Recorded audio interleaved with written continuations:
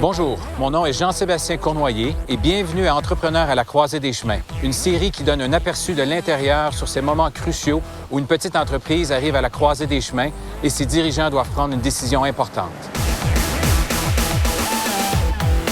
Aujourd'hui, nous visitons Evans Consols. Cette entreprise de Calgary fabrique du mobilier sur mesure pour les salles de contrôle et de gestion des opérations pour la NASA, le FBI, divers aéroports et grandes sociétés partout dans le monde. Mais il y a 10 ans, Evans traversait une crise. Une nouvelle stratégie et de nouveaux propriétaires ont sauvé l'entreprise et fait d'elle un chef de file mondial. Alors, allons voir ce que ça donne. Hi! Comment allez-vous? Quels sont les produits les plus intéressants que vous ayez construits?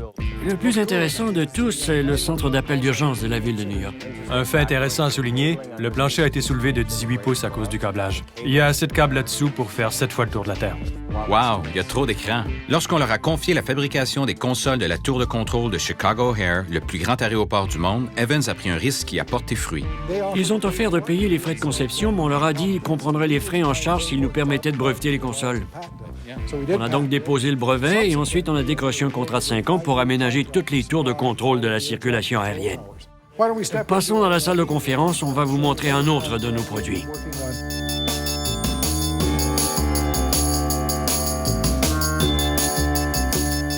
Je crois que j'ai déjà vu cette table-là dans des films d'espionnage. Certains de nos produits se sont retrouvés sur des plateaux de tournage. Ce modèle-là est souvent utilisé par l'armée, dans les salles de commandement ou d'autres endroits du genre où le personnel gère toutes sortes d'opérations. Comment en êtes-vous arrivé à choisir ce secteur d'activité? Comment on décide un bon matin de fabriquer des consoles?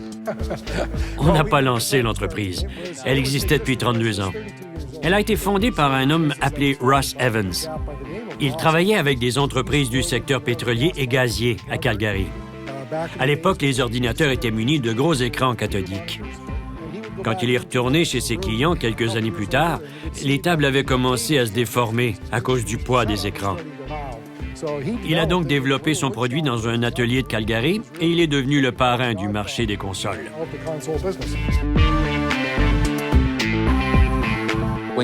Comment allait l'entreprise quand vous l'avez achetée? Assez mal. Elle avait pris beaucoup d'expansion et concentré ses efforts sur l'augmentation du chiffre d'affaires plutôt que sur la marge de profit. Ses frais d'exploitation étaient trop élevés. C'était une erreur. Au lieu d'investir dans l'innovation, ils ont essayé de développer une méthode de production normalisée dans un secteur d'activité qui ne l'est pas. Vous savez maintenant ce qui nous différencie d'IKEA. Sans les surfaces, ceci n'a rien d'un meuble. Evans Consoles avait de graves problèmes. Elle avait investi de grosses sommes d'argent pour bâtir un inventaire qu'elle était incapable d'écouler. Elle était à 2 doigts de la faillite. Evans arrivait à la croisée des chemins. À mon arrivée, on a réduit de moitié la superficie de l'usine.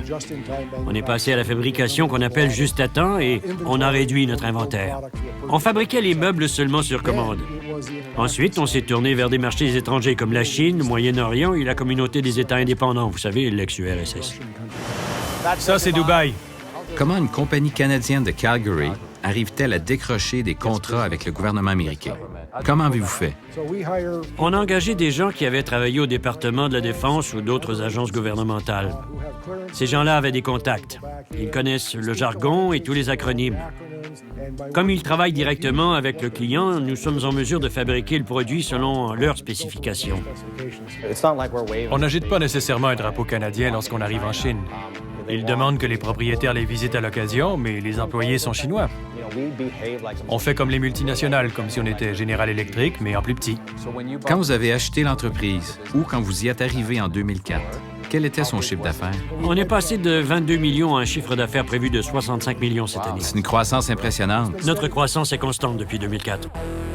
Voici quelques-unes de nos mentions d'excellence. Vous savez tous d'où vient celle-là. Greg et Richard ont transformé Evans et en ont fait un chef de file international de la console. Ils ont pris la bonne décision et n'ont jamais regardé en arrière. Pour Entrepreneurs à la croisée des chemins, je m'appelle Jean-Sébastien Cournoyer. Rendez-vous au prochain épisode.